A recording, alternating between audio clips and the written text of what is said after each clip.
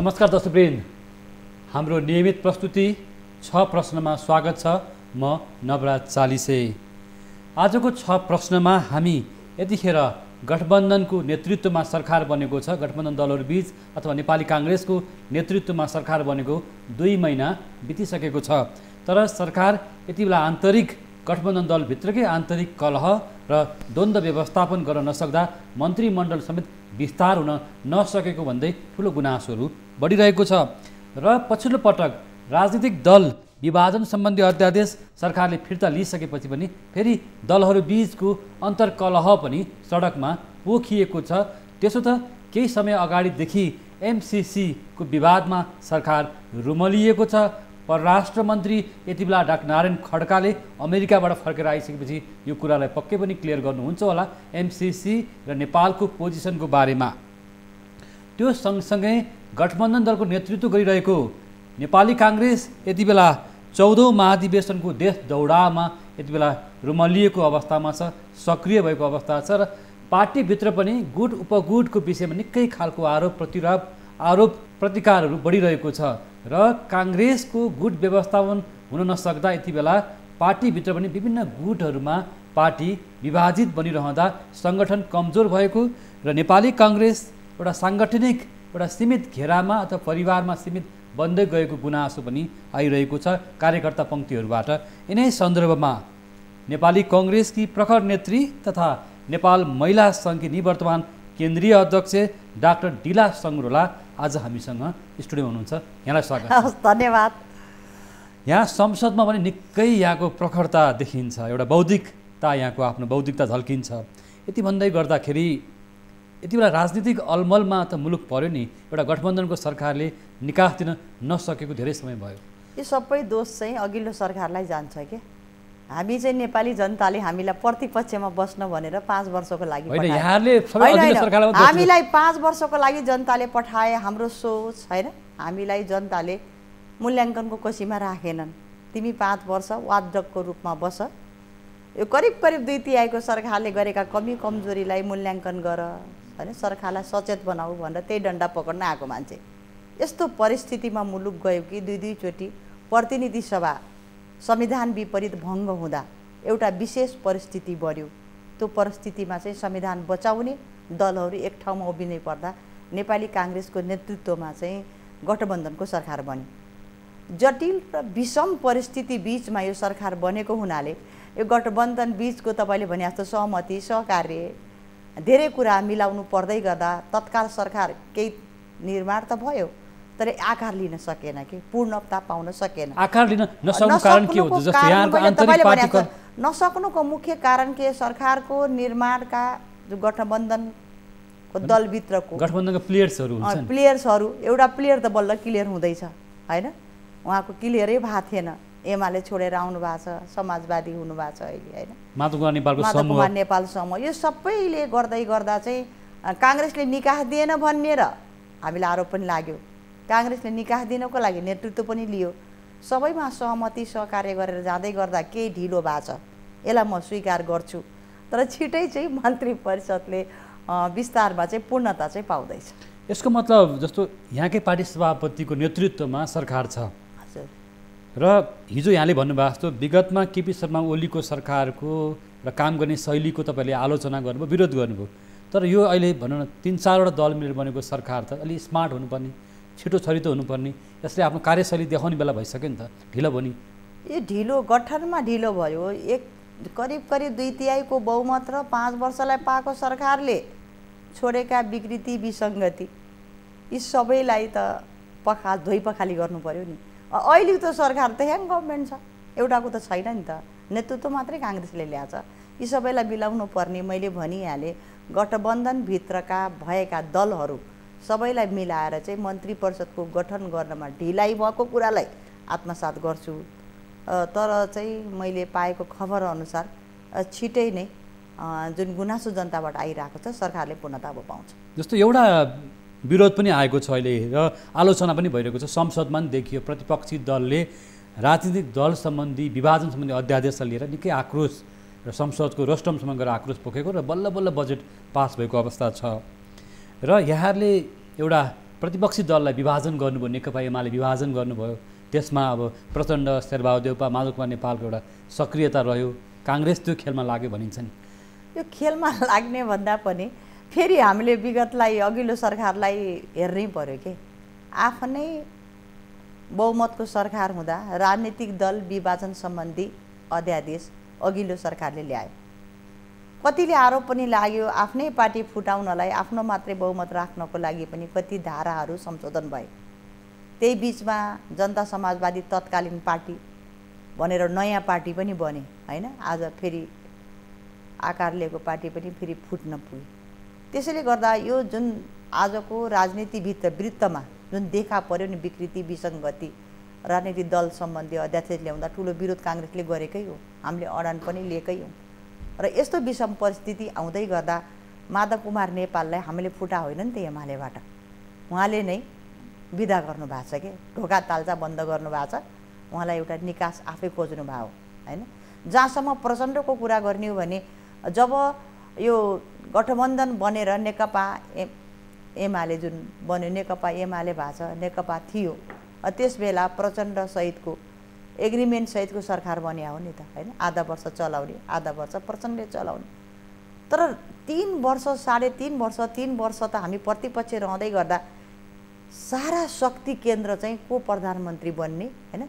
नेपाली जनता कोरोनाको कहरभित्र हुँदा पनि जनतालाई अभिभावकत्व दिनुभन्दा पनि सिंहदरबार र बालुवाटारको कुर्सी र रस्साकसीमा मुलुक बन्धक भयो भनेर बार तपाईसँग पनि हामीले डिबेट गरेका छौँ। नेपाली जनताले पनि बोले, उहाँकै कारणले गर्दा त्यो अवस्था आयो। सबैको निकाह दिनको लागि हामीले नेतृत्व दिएका हौँ। त्यस कारणले गर्दा जनतालाई न्यूनतम साझा कार्यक्रम त हामीले ल्याएका छौँ, त्यो अनुसारको केही काम पनि भएको छ। तर मन्त्री परिषदले पूर्णता नपाउँदा जुन रूपले तदारुकताको साथमा सरकार हिँड्नुपर्ने हो, त्यही हिँड्न कठिनाइ भएको हुनाले छिटै नै यसको गठन हुनुपर्छ। जस्तो राजनीतिक दल विभाजन सम्बन्धी अध्यादेश फिर्ता भएको छ, सरकारले फिर्ता अहिले फिर्ता भइसक्यो। तर यसमा के राजनीतिक स्वार्थ देखियो नि त।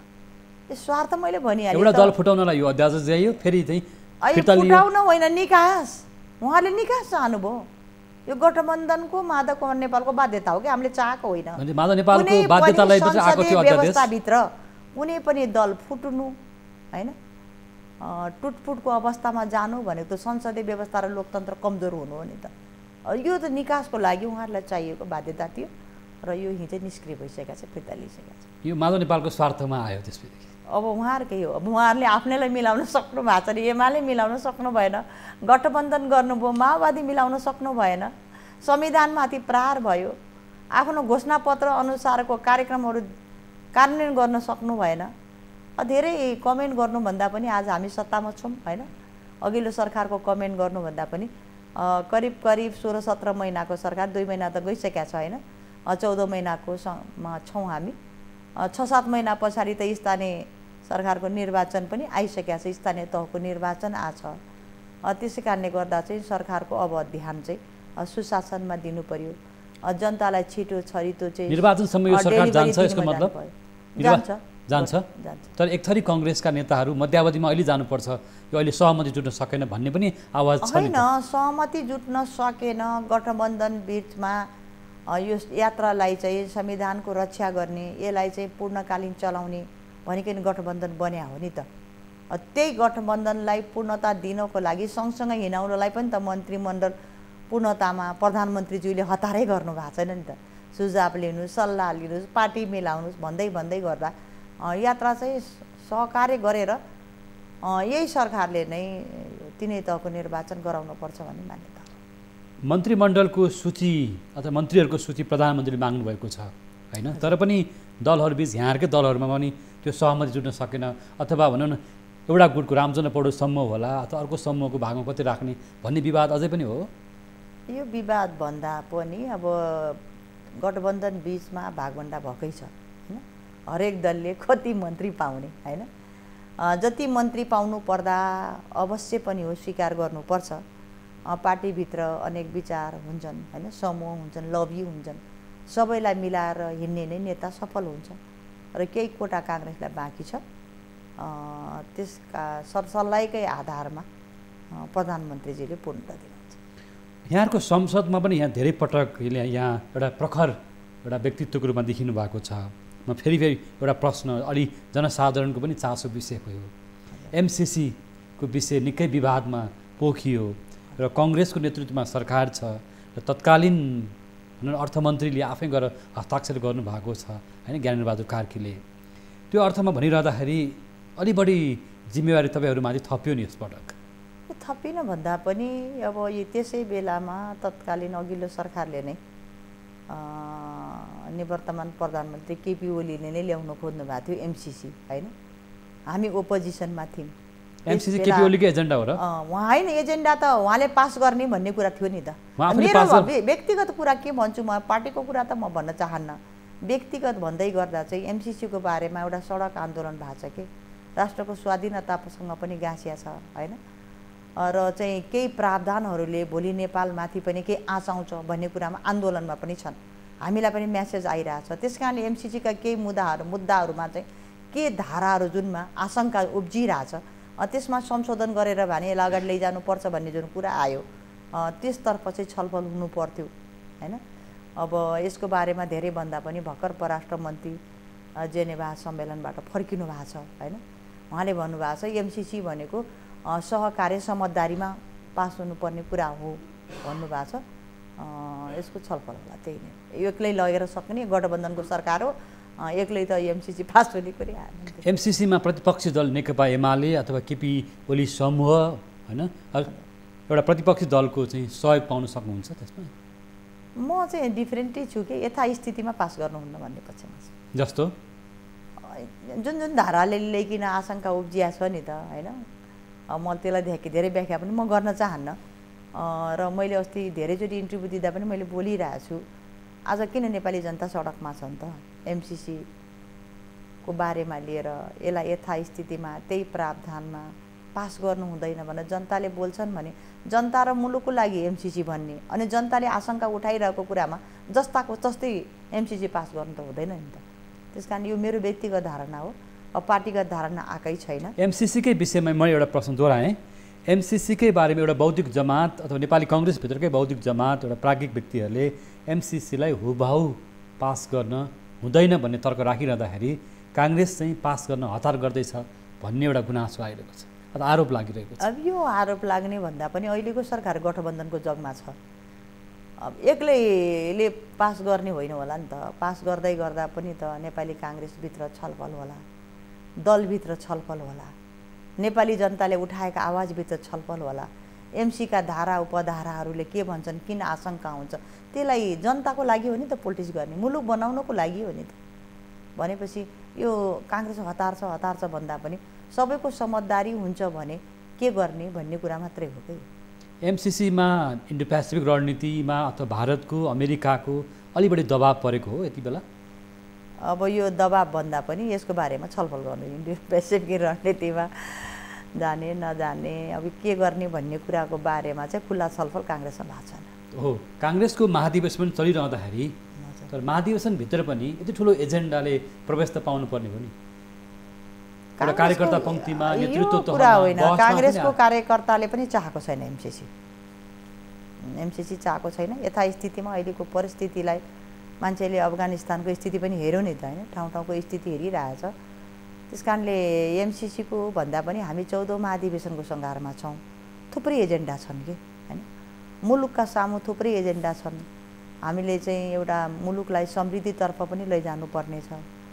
आज पनि चाहिँ कोरोनाको महामारीबाट जनता माथि आउन सकेका छैनन्। मुलुकको अर्थतन्त्र अहिले पनि ओह्रालो लागेको छ।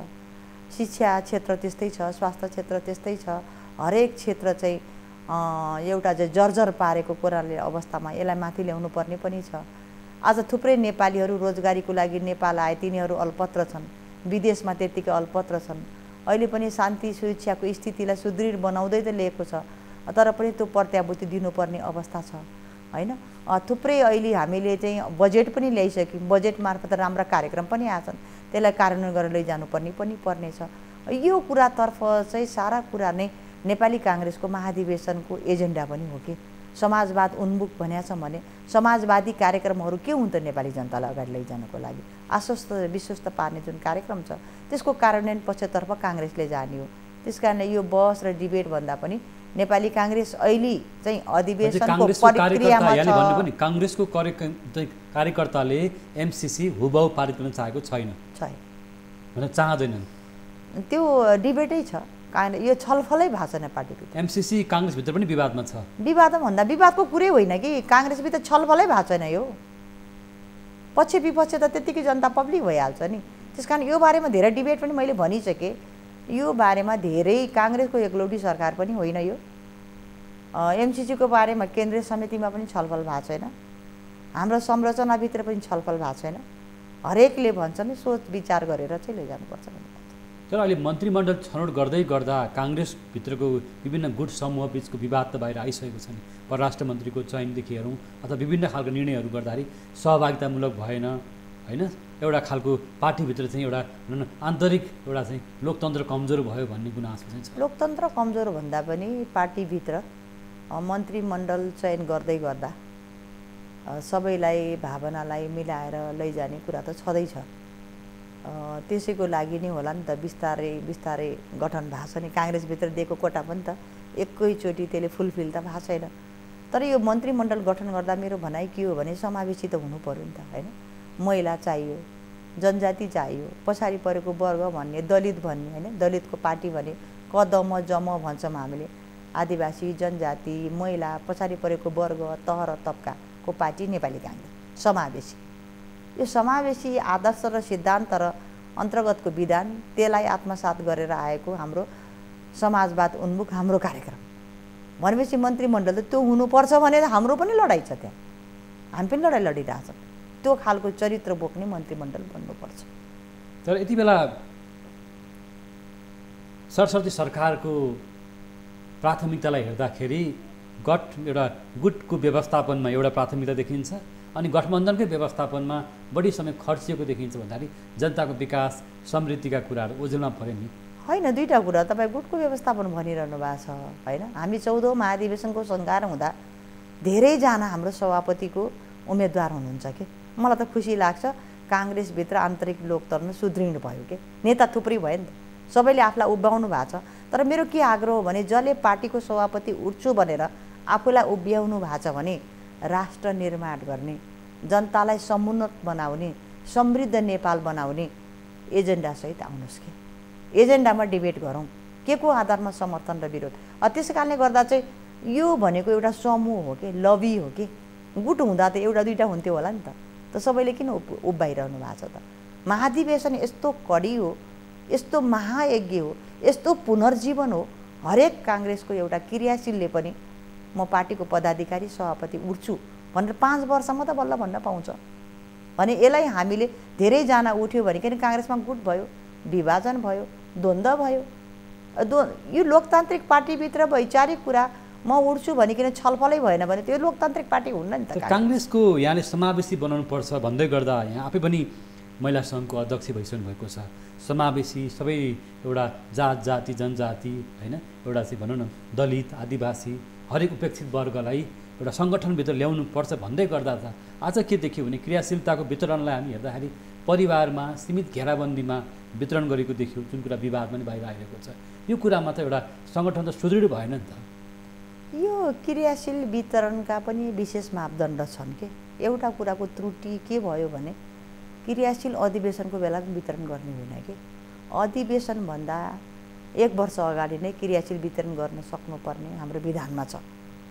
यो क्रियाशील हाम्रो अधिवेशन पनि त सर्दै आएर 5 वर्ष 6 महिना गयो। अब यो हुँदै गर्दा चाहिँ के भने क्रियाशील वितरण गर्दै गर्दा चाहिँ ढिलो हुँदै गयो। र यसमा चाहिँ नातापाता भन्दा पनि अब यो क्रियाशील वितरण चाहिँ सबै साथीले सबैले पाऊ भनेर नयाँ क्रियाशील पनि वितरण गर्नेलाई 4 लाख 4.5 लाख त नयाँ क्रियाशील वितरण गरेको छ कि। नयाँ क्रियाशील वितरण गर्दा पनि हाम्रो के मापदण्ड थियो भने 1/3 महिलालाई दिने, 15% युवालाई दिने, हरेक जात जातिलाई छुट्याएको थियो कि। अब यो छुट्याउँदै गर्दा चाहिँ 1/3 महिला चाहिँ पुगेनन्। अब महिला त करिब चाहिँ 24-25% मात्रै पुगेको देखाएको थिएँ क्रियाशील मैले। त्यहाँ चाहिँ त्रुटि भएको छ। तर विधानले के गरेछ भने समावेशी चरित्र चाहिँ विधानले दिएछ, ल्याउनु पर्ने बाध्यता गरिदिएछ। तर क्रियाशील वितरणमा चाहिँ युवा पिँढी धेरै राम्रो आछ। अहिलेको अधिवेशनमा हेर्नु नि त 22 वर्षको मान्छे पनि बुथको सभापति भएको छ के। यसले के देखाइरहेछ भने नयाँ जेनेरेसनहरू हैन, त्यो जेनेरेसन चाहिँ काङ्ग्रेसभित्र प्रवेश भइसक्यो के। यो नै काङ्ग्रेसको रूपान्तरणको पक्ष हो के। सबैले जात जातिको पनि प्रवेश भएको छ। त्यस कारणले गर्दा चाहिँ अहिलेको महाधिवेशनमा चाहिँ 1/3 महिलाको प्रतिनिधित्व मात्रै होइन, युवाको प्रतिनिधित्व मात्रै होइन, जात जातिको प्रतिनिधित्व मात्र होइन, समावेशी मोडलको प्रतिनिधित्व मात्र होइन के, नेतृत्व पनि खोजेको छ सायद मलाई लाग्छ। त्योको तर अहिले पनि प्रतिबिम्ब चाहिँ 14औं महाधिवेशनले देखाउनुपर्छ, रूपान्तरण गर्नुपर्छ। समावेशी एउटा आकार लिन सकेन सङ्गठनले एउटा पार्टी परिवारभित्र एउटा गुटभित्र सीमित बन्यो, एउटा क्रियाशीलता वितरणमा हुने पुराना कार्यकर्ता, यो चाहिँ गलत कुरा हो। यो परिवारभित्र रह्यो, गुटभित्र रह्यो भन्ने कुरामा चाहिँ म स्वीकार गर्दिनँ, किनभने म चाहिँ साथीभाइको बिचमै जान्छु र बिचमा के भयो भने क्रियाशील वितरण गर्दै गर्दा केही दलहरू त हामी कहाँ विलिन भयो नि त हैन। आरपीपी पनि हामीसँग आयो, तत्कालीन लोकतान्त्रिक पनि हामीसँग आयो, अन्य साना दलहरू पनि नेपाली काङ्ग्रेसमा प्रवेश गरे। थुप्रै मान्छेले चाहिँ लोकतान्त्रिक पार्टी नेपाली काङ्ग्रेसको भविष्य नै छ भनेर थुप्रै प्रवेश गरे। यी सबैले क्रियाशील पाउँदा त नयाँ भए, तर काङ्ग्रेसमा आउँदै गर्दा काङ्ग्रेस भयो नि त हो। तिनले क्रियाशील पाउँदै गर्दाको कसरी उहाँहरूलाई पनि क्रियाशील दिने भनेर धेरै लामो छलफल पनि भयो केन्द्रीय समितिमा। निश्चित कोटा तोकिदियो, त्यही कोटा अनुसारको चाहिँ क्रियाशील गएको हो। जो सङ्घर्ष गरेको त्याग गरेको अथवा पुराना कार्यकर्तालाई पन्छायो भन्ने कुनै गुनासो आइरहेको छ। अब यसलाई चाहिँ गुनासो आयो, केही कुराहरू छुटेर आए, केही मापदण्ड पालना भएन भनेर त अनसन पनि भयो नि त हैन। छानबिन समितिले लामो समय लाएर छानबिन पनि गर्यो। अन्तिममा यसको निर्कोल र विवाद चाहिँ पार्टी सभापति, प्रधानमन्त्री शेरबहादुर देउपा र वरिष्ठ नेता र कृष्णप्रसाद सिटोला मिलेर पनि त मिलाउनु भयो नि त। त्यसकारण लोकतान्त्रिक पार्टीभित्र केही समस्या आउँछन् भने नेताहरू बसेर मिलाउँदै गर्दा देशभरिको कार्यकर्ताले प्रश्न त उठाएन नि त, मिले नि त। यही नै काङ्ग्रेस हो भन्छु कि मैले, यही नै लोकतन्त्र हो, यही नै यसको जीवन हो, यही नै काङ्ग्रेसको चरित्र हो भन्छु कि मैले। अब आगामी दिनमा सरकारको गठन विस्तार गर्न पनि बाँकी नै छ हैन, र सरकारका सामु आर्थिक समृद्धिदेखि लिएर एमसीसी पारित गर्ने नगर्ने विषय पनि आफ्नो ठाउँमा छ। र त्यस राजनीतिक दलसँग अध्यादेशले जुन विवाद ल्याएको छ, प्रतिपक्षी दलसँग पनि एउटा निकास सहमति गरेर जानुपर्ने अवस्था छ। धेरै कुराहरू गर्न बाँकी नै छ, संसदीय अभ्यास गर्न बाँकी नै छ भन्दै गर्दा कसरी चाहिँ सरकारले निकास खोज्ने आगामी दिन संसदभित्र र संसद बाहिर पनि? अब यो संसदभित्र पनि यो अधिवेशन विशेष परिस्थितिमा अधिवेशन कल भयो, सुरुदेखि नै अधिवेशनको समयमा चाहिँ अवरोधै भयो कि। हामी सम्झना के छ भने हामी पनि प्रत्यक्ष थियौँ नि त। प्रतिपक्षमा हुँदै गर्दा जहिले पनि मैले उठाएको कुरा तपाईँसँग पनि मैले भने, सदन भनेको जहिले पनि प्रतिपक्षको हुन्छ, सत्ता सरकारको हुन्छ। तर हामीलाई कतिले त्यही भन्दै गर्दा तपाईँले कमजोर प्रतिपक्ष पनि भन्नुभयो हैन। हामीले त माइक तान्न पनि गएनौँ, अस्ति त माइकै तानेर गृहमन्त्री प्रधानमन्त्रीलाई हान्न राखेको र त्यही काँधमाथि चढेर चाहिँ रोस्टम सभामुखलाई पनि प्रहार गर्ने खालका कार्यक्रम भए। कतिपय मान्नेको तपाईँले आवाज सुन्नुभयो नि, नाकैमा गएर हानिदिन्थे, मार्नै खोजे हो मैले पनि आवाज त्यो आयो कि। यसले के दियो, असंसदीय गतिविधि हैन, लोकतान्त्रिक आचरण मूल्य र मान्यता स्खलन भयो, ह्रास भयो कि। त्यो प्रतिपक्षको धर्म होइन। आज चाहिँ अब बाध्यता त भयो नि त, नयाँ सरकार भएपछि यसले जुनै पनि सरकारले नयाँ सरकार भन्यो भने अब पुरानो बजेटलाई त विस्थापनै गर्छ नि त, आर्थिक विधेयकलाई नयाँ बजेट ल्याउनै पर्यो। तर नयाँ बजेट ल्याउँदै गर्दा पनि अघिल्लो सरकारले लिएका नीति तथा कार्यक्रमलाई धेरै कार्यक्रममा त हामीले निरन्तरता दिएका छन् नि त हैन। त्यस कारणले जहिले पनि हाम्रो प्रधानमन्त्रीले भन्नुभएको छ सदन प्रतिपक्षको हो, उहाँसँग सल्लाह गरेर जाने भन्दै गर्दा आज त्यो चरित्र त तपाईँले देख्नुभयो। सदनभित्र जहिले पनि अवरोधै भइरहेछ, जहिले पनि अवरोध त हुने होइन होला नि त। केही इस्युमा जब सभामुखले सबै दलको लागि यही सदनको अवरोध हटाउनको लागि सर्वदलीय बैठक बोलाएपछि जानु त पर्थ्यो होला नि।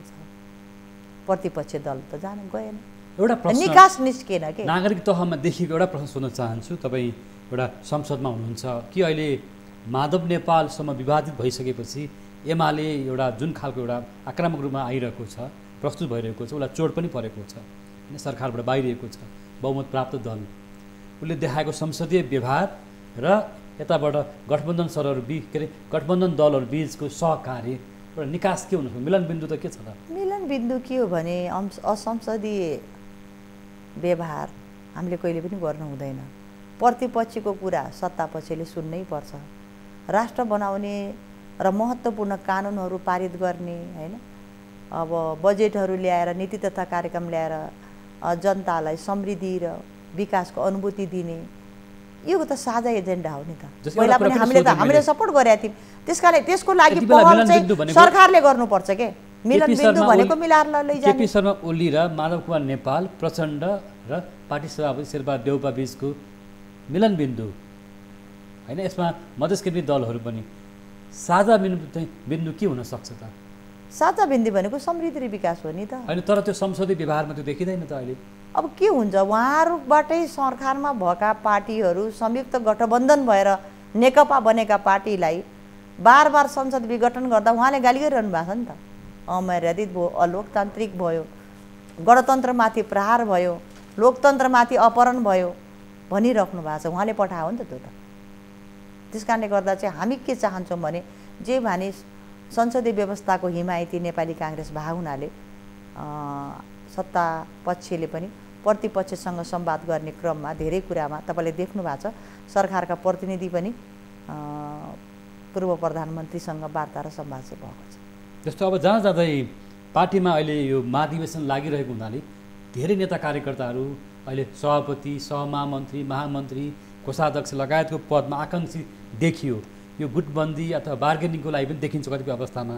यहाँहरूको आफ्नो एजेन्डा चाहिँ के छ? म चाहिँ गुटबन्दी र बार्गेनिङमा छैन। सिङ्गो महिलाको नेतृत्व पनि गरेँ, नेपाल महिला सङ्घको सफल अधिवेशन पनि गरेँ कि मैले। त्यसै कारणले महिलाको अधिकारको मुद्दा हो, चाहे निर्मला पन्तको बलात्कारपछि हत्याको कुरा होस्, चाहे भागीरथा भट्टलाई न्याय दिने कुरा होस्, चाहे देशभरि चाहिँ महिलामाथि हिंसा र बर्बरताको कुरा, सदनदेखि सडकसम्म र देशभरि एउटा आन्दोलन पनि मैले चलाएँ। महिला अधिकारको लागि बोलिराखेका हुन्छु, कलम पनि चलिराखेका हुन्छ। त्यसैले गर्दा स्वभावतः अहिले चाहिँ 8वटा क्लस्टरमा महिला क्लस्टर पनि सहमहामन्त्री छुट्टा छ। महिलाहरूको लागि र समग्र नेपाली काङ्ग्रेसलाई रूपान्तरणको लागि सहमहामन्त्रीमा मेरो उम्मेदवारी रहन्छ। हस्, यहाँको समय र विचारको लागि धन्यवाद। हस्, धन्यवाद। दर्शकवृन्द, यति बेला हामीले भर्खर पनि नेपाली काङ्ग्रेसकी नेत्री तथा नेपाल महिला सङ्घकी निवर्तमान अध्यक्ष डाक्टर डिला सङ्ग्रोलासँग कुराकानी गऱ्यौँ। आजको नियमित प्रस्तुति 6 प्रश्नको समय आजलाई पुरा भएको छ। हामी बिदा माग्छौँ। नमस्कार।